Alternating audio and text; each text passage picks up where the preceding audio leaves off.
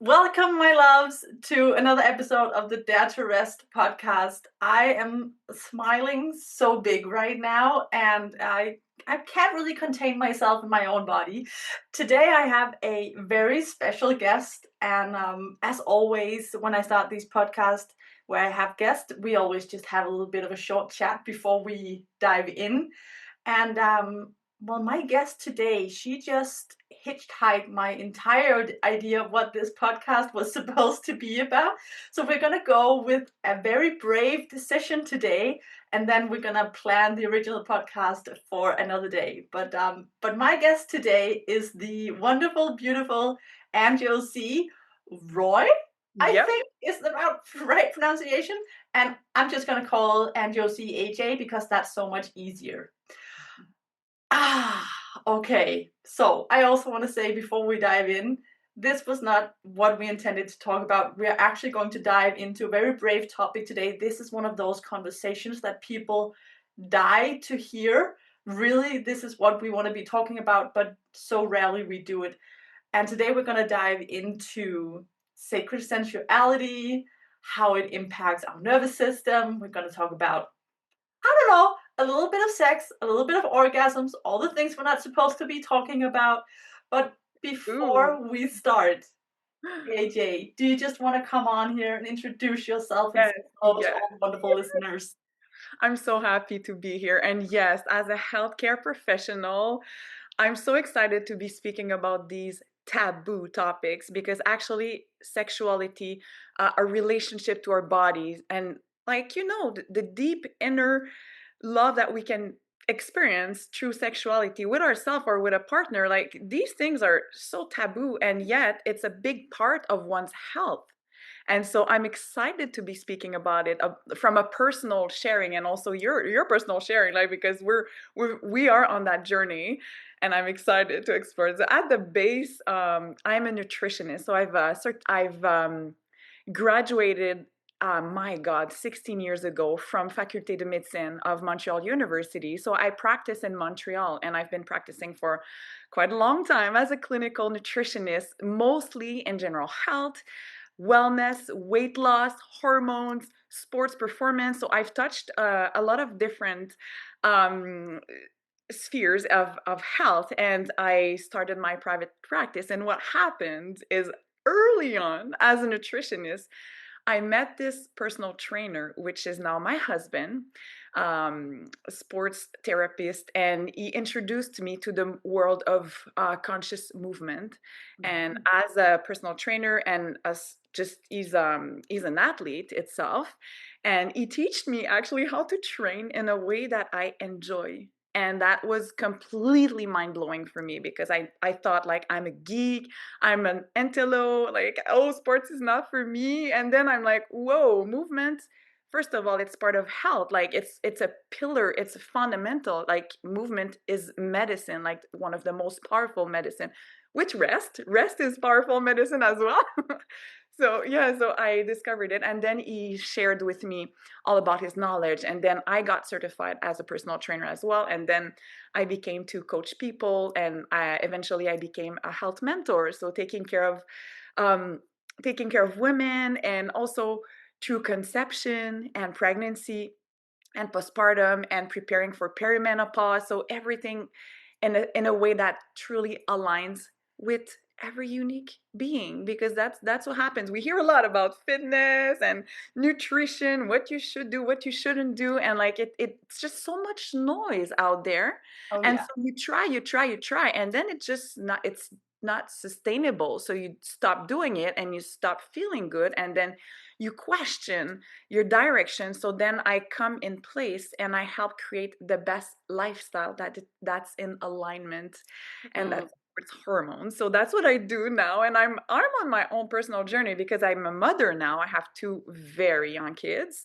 I'm married to the love of my life, and the thing is, like, whew, with kids, these like lifestyle practices, it's a little bit more complex to slide into every day, but it's never been more useful, like because as Mm. Yeah, mother yeah. or entrepreneur, woman who wants to change their world, we have a full life, and it's crucial that we are feeling our best in our skin, but not because it's crucial that it's easy or like, so for me it's all about making it simple and truly aligned. That's my jam, like aligning all the things, nutrition, supplements, movement in a way that just elevates all our being. And now I'm discovering sacred sexuality and all these things because I've been thinking it all wrong from the get-go, and I'm on a journey, and so are you. Like that's what we were speaking, Yeah. and it's So maybe we should just tell everyone we are not experts in this. We are absolutely each not. on our own, Yes. um, I want to say early stage investigation of what this is, and even the word like sacred sensuality. Maybe we just want to, I think maybe I can go first and Yeah. explain what I think it is, and then you Yeah. can add what you believe it Absolutely. is. I love that. Um, so for me, sacred sensuality is really a sense of that deep innate respect that my womb is a temple. Mhm. It's not a place where everyone gets to go. It's a place that needs to be handled and dealt with respectfully, not only by others, but also very much by me. And having, you can say, that approach to your womb, because a lot of women, and I know this for myself, I tell that story often. I've lived an entire life really rejecting being a woman, having a womb, not from the having sex part, but the whole Yeah. having period and pain and Yeah, it's like, all the oh, so things. buttering. Oh, Yeah. So I yeah. have always had that experience of my womb is just a little bit annoying. I've never ever looked at my womb as a place that needs to be honored.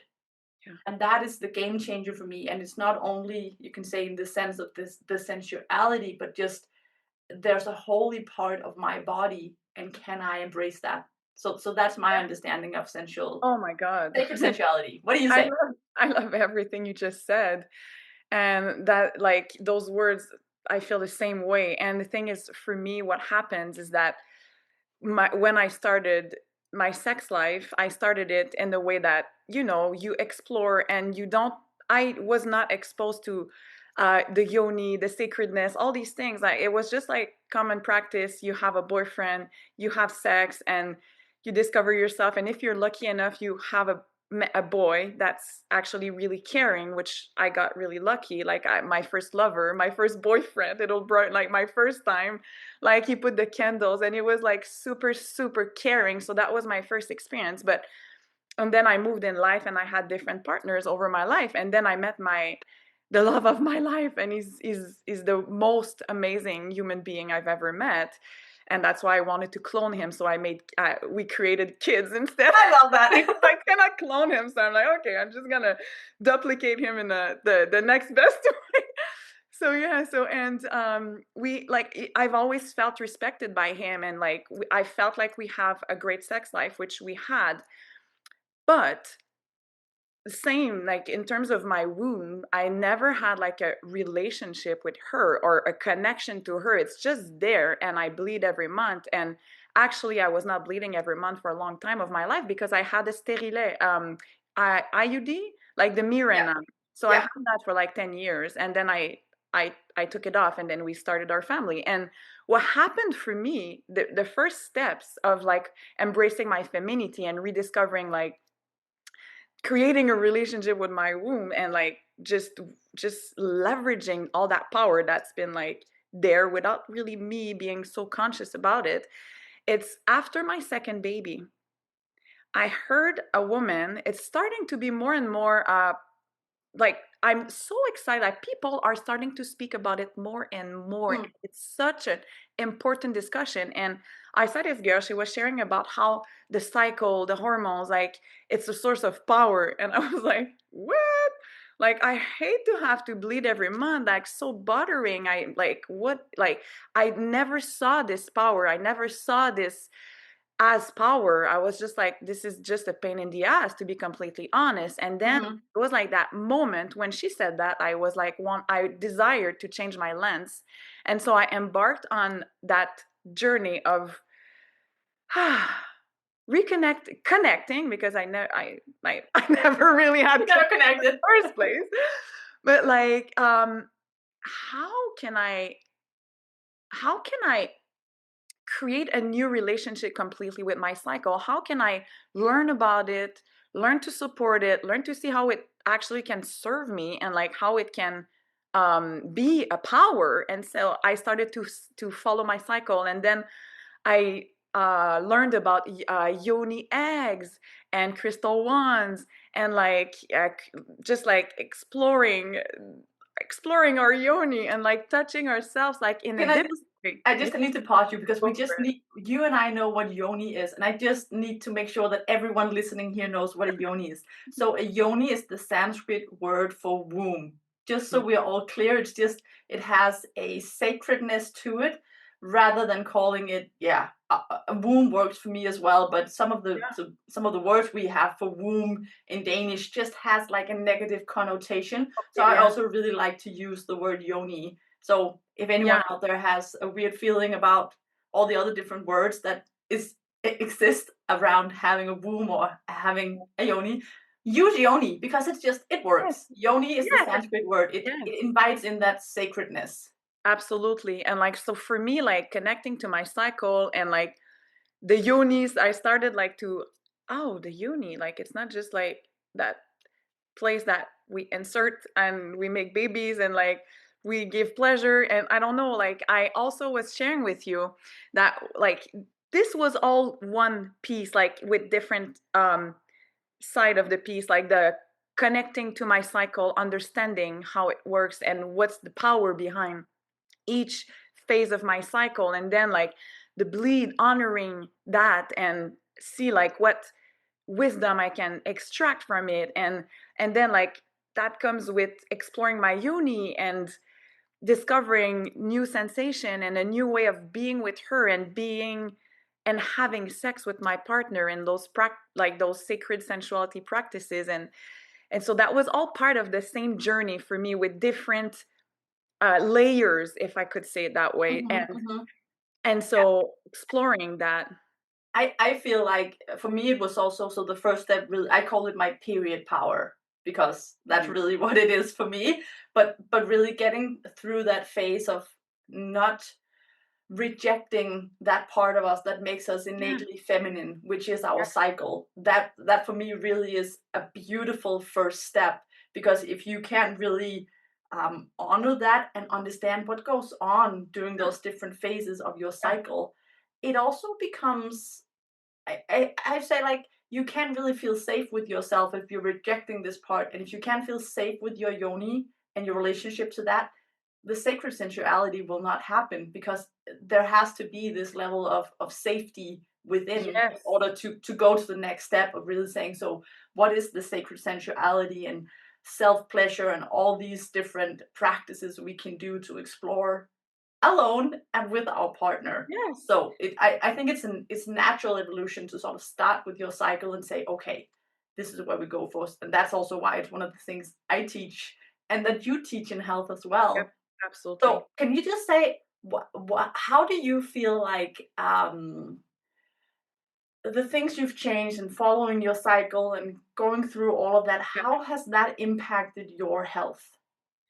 Oh my God. So now like it's really I've always teached health in a way that's um honoring how we feel, that Mhm. aligns with who we are. So deep down, like no matter if it was because of the cycle on itself making us feel a little bit less tired, less tired, that's how I would like to feel right now. Because I have babies waking me up at night. And so whether it's babies waking us up or stress or this and that, so I've always teached health, like nutrition, movement, in a way that's honoring to what the body needs.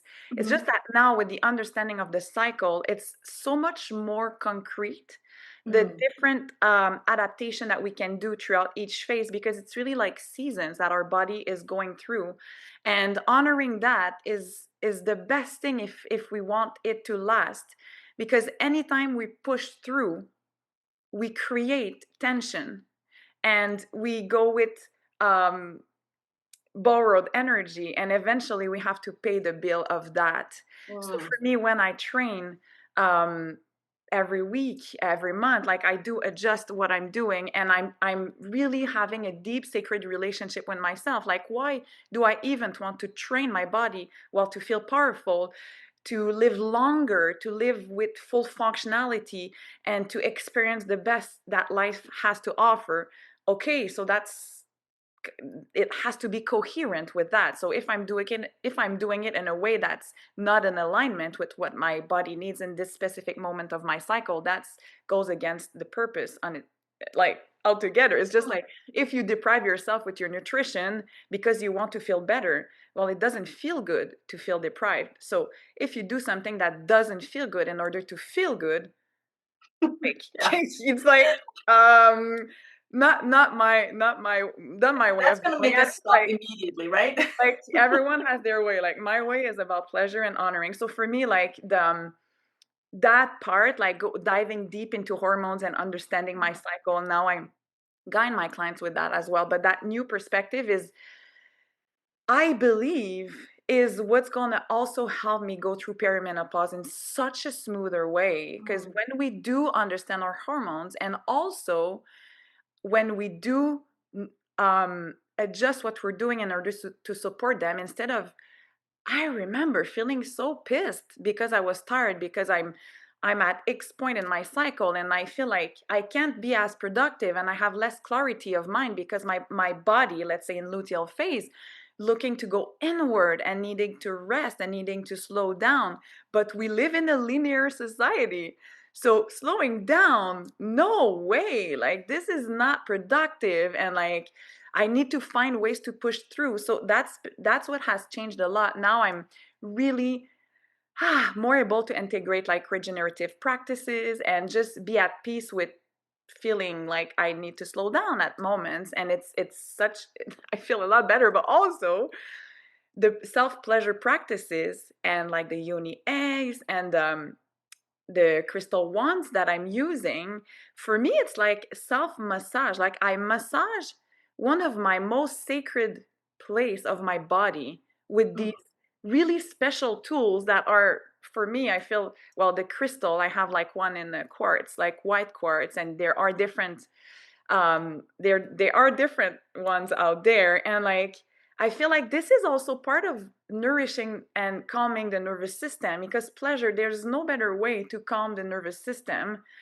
And it's impacting my sex life as well with my partner, because in so many ways, instead of just being focused on giving him an orgasm and like his pleasure and Getting it done. and like which I still do and still love doing, but it's more about like exploring new sensations and like seeing him like as, like, just it's just the way I am when Mm. I do have those moments with him, as like an exploration, something so sacred and something so pure, and like our connection and him like massaging my interior and like being so connected in a deeper way and melting into him. And like, and it's not about like I give you an orgasm and then I get it. Like it's, yes, orgasms are so good and also for health for sure, like it's good, but like there's so much more. And it's Yeah. not just about the big, oh, like it's also about the journey and like the feelings. And it's been a beautiful exploration. And I also feel like my, I sometimes I had some pain, like not really deep pain, but like I Hmm. felt discomfort at penetration with my man, and like obviously was super caring and like making sure all is good. But I felt like maybe I was super tight and I had like some tension in, probably in my cervix, and because I was never really connected with that in the first place. But then with the yoni eggs and the wands and just like that different connection that I have with my womb, like it changes everything. It changes sometimes, like I TMI. think maybe we should also just so Yeah, what this is and what you're explaining is a part of that sacred sensuality where it's not just about orgasm. And we can yeah, also come back to the thing we talked about before we actually started to record this, where we talked about thinking we were only able to have clitoral orgasms. Let's put yes, that aside, but we come yes, back to that. yes, But yes, really is that understanding that our womb isn't just this place where we can birth children. There is an entire landscape of connective tissue inside our wombs that holds all the experiences we've ever put our womb, our yoni through.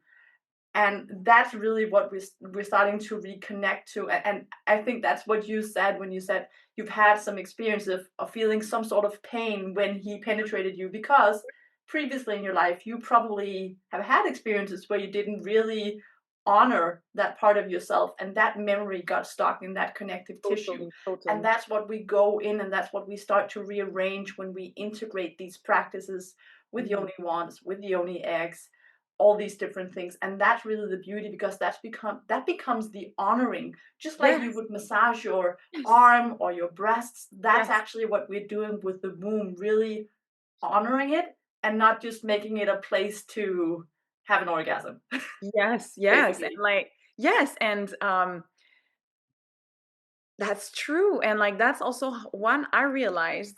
Like I've had different partners in my life, and it was not. It was this is something that was unconscious at the moment, and now I know. But like it was not this deep honoring of this part of my body, which was receiving these people, like with like yes, like yeah, I don't. Yeah, we've all been there, and I think it's safe to say, and you've probably done this with your current man as well. Like you've allowed him in before you were probably really ready, because we didn't have that sense of honoring ourselves. Yeah, And this is yeah, this is just to normalize that that was what we were able to do with that level of understanding. So there's no shaming, there's no yeah. judging ourselves. It's just, oh my God, there's another level. I want to explore that because that just sounds epic. And what we were talking about before, as I said, before we hit record, was really that idea that, well, you told me that you had this experience of you only being able to have this clitoral orgasm. And I said, oh, me too, me too. Yes. But then, because of the world that we engage with and the women we know and the women we listen to, we were like, oh, there's more. Yeah, actually, Mete, like that's what I exactly, that's exactly it. Like I was like, well, some women can have a vaginal orgasm and some women cannot. And or are clitoridian. We say that Yeah, in French. yeah. So, okay, I'm clitoridian. Like it's okay. That's I accepted that and I Yeah. never went further. And for me, like intercourse was just to give pleasure. Can you imagine that? And then my mind was opened to more with this discussion with our fantastic mentor Diana, but also like other women in my life now that I'm embracing that and like speaking about that with you. Like it's just like yes, and now it's like no, to be aware of all that is possible for us and to explore like Mhm. it's yeah. So tell us about what was it like for you when you, one thing is, the whole living with your cycle, as we talked about. That's a very good first step. Yep. Secondly, you have that epiphany opening of, wow, different types of orgasms, more pleasure for me. Yes, please, because that sounds pretty awesome and pretty amazing, and we all just want to, like, where do I sign up? But Exactly. but there's a process. So Ex- tell me, when you started to explore these self pleasure practices with the yoni wand and the yoni egg, like, how did that feel to you? Completely honest. What was it like? So it was definitely it came with curiosity and I was unsure, but I was also trusting that with experimenting I'm able to feel. So whatever feels good, I keep. Whatever but so far it's been oh, I must say the first step, and that's also was very important, was to stop looking for a result, a end result. Mhm. Like having expectation that I'm doing those things, for example, to get a orgasm or to feel a certain way. what really I deprogrammed was that. And so I reconditioned myself. So I changed my lens and was more like now self-exploration, Mm-hmm. self-honoring, and really, yes, get familiar and get curious with the new sensations. And so I started these practices, and now, like, truly, I integrate it as diligently than I do with my meditation, with my tailored supplementation, with my functional nutrition. Like, this is one of the pillars, like, for me, of also regenerative practices. Mm-hmm.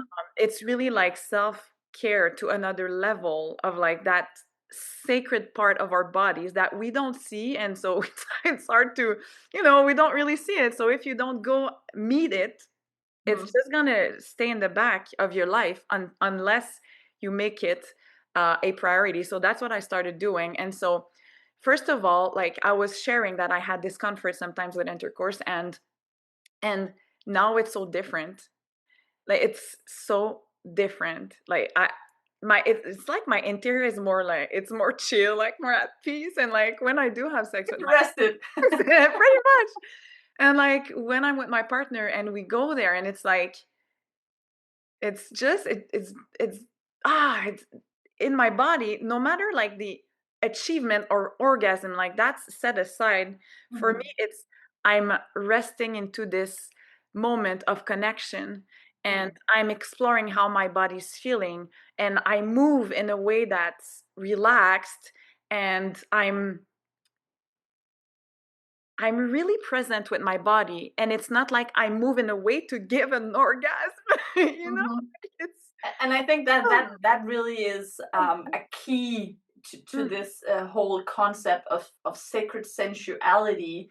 And again, when we talk about sacred sensuality here, it's not just about intercourse and orgasm and all the things, but for me, it's that understanding that we don't have to get to that specific outcome. We can have pleasure just for pleasure. It doesn't have to change everything about how we feel.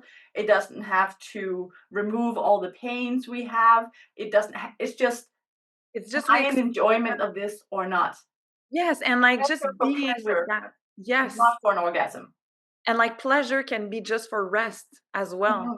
Like right now I discovered, and I love that your company is there to rest. Like, I have a new found love with resting. Like, for me it was super hard to rest.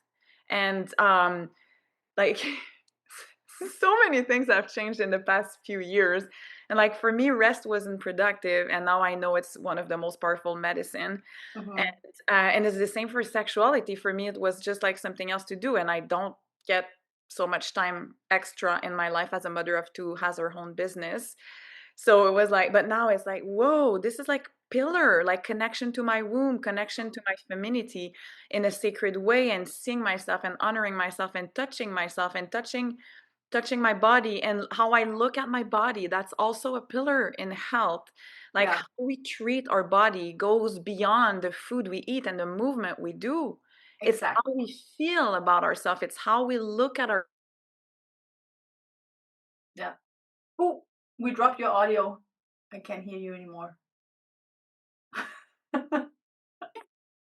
Try again. Hello, hello. Yes, now we're back. Hey. Awesome. That's gonna go in the recording. It's all good. My But internet I agree. connection. It is a part of the pillars of health. I love you call that. I actually have a masterclass coming up that's called Pillars of Health. And what you said about letting self pleasure be an active part Yep. of your health, just as normal as brushing your teeth, as Yeah. making sure you sleep. This is the same because it all impacts the well functioning of our body. It's Yep. not something we do if and only we have time, and once you've crossed off all the things on the to-do list, it's like it's a foundational piece Yes. of making sure that you can function well in your female body. And don't get me wrong, it takes a lot of intentionality because it can be put aside very easily because life doesn't get.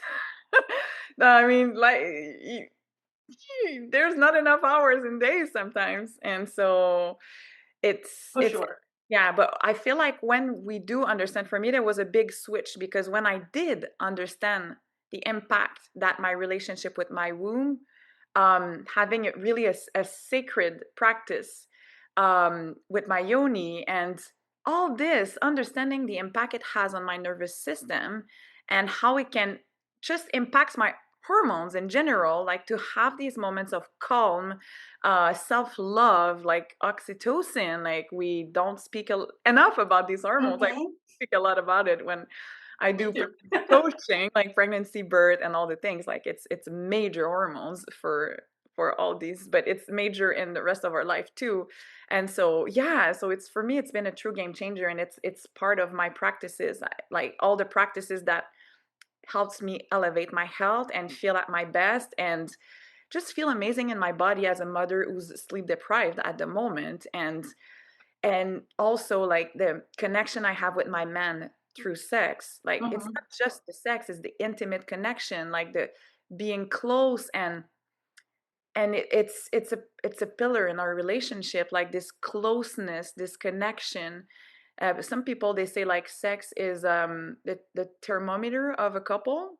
I've heard Mm-hmm. that somewhere. Yeah. And we've had children, so our sex life has changed and things have changed, and yet it's better than ever now. Like yes, Mm-hmm. we've had less time at moments. We have our hands full, but like it comes with so much benefits. Yeah, and that's another angle to the sacred sensuality, because it doesn't become performative in the same way. It becomes more intentional. So what you're really saying is it's better than ever with your husband, because you're both so much in it, Exactly. and that's the key as well. And I also want to say here, this doesn't mean you have to have self pleasure practices every single day.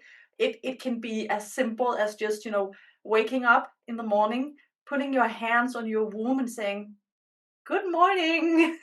How are we today?" It doesn't need to be big. It doesn't need to be super time consuming. Of course, the more we pour in, the more things are going to change. But it actually gets to be pretty damn simple at first. Just reconnecting that way and starting to honor that Mm, part of your body, which we have been shamed for as women for, I don't yes. even want to talk about how long, but we're the generation who gets to shift it. So let's Let's normalize speaking do it. our yoni and having Yes. self-pleasure practices, not Yes. for just, as you said, orgasms or all of that, or for specific output, but just, can I honor that place in myself in such a beautiful way? Yes. Yes. Yes. Yes. Fuck yes. I Like, guess. go. Let's go. Okay, so maybe that's a pretty good a way of ending this podcast. Is there any final thing you want to add, or any tips you want to give for people who want to start exploring their sacred sensuality? Then you have your moment. Go, Yeah, go. surround yourself. Like for me, it was all about seeing other women do it and speaking out loud about it, their practices.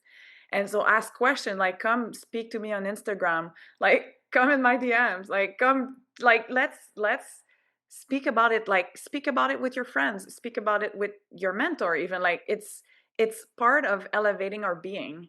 So Mm, really, and surrounding ourselves, having people walking that path alongside with us, like it's speaking about it, it's, I feel like it's so precious. And yes, and some last thing that I've started doing recently is that every morning I dance in front of not every morning, most mornings yeah.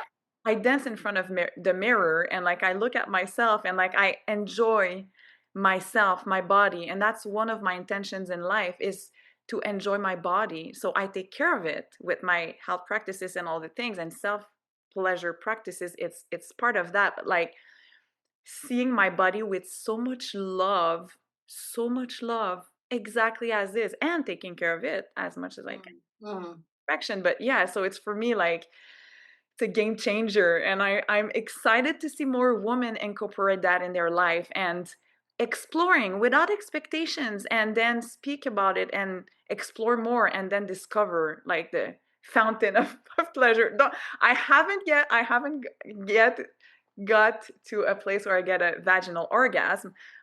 It might happen in my lifetime or not, and I'm not attached to it. I'm just enjoying the benefit of the how good it Possibility. feels. Yeah, the possibility and how good it feels to just explore at this moment. I'm excited. I'll tell you if I tell you.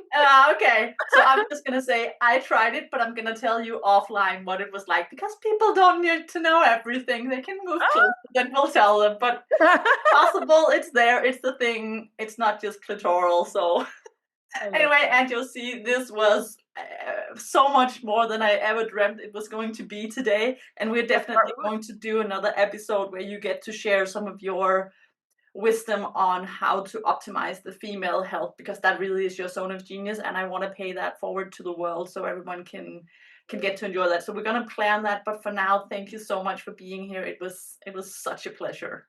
You are so welcome. Thank you for your work. Thank you. And for everyone tuning in, this was awesome. I've had like full body chills all the way through. Thank you for tuning in to this very special podcast episode. Let's see what happens next. But thank you so much for being listeners here. I always take such pleasure in hearing from you and how these episodes land. So let me know in the comments, and thank you for being here.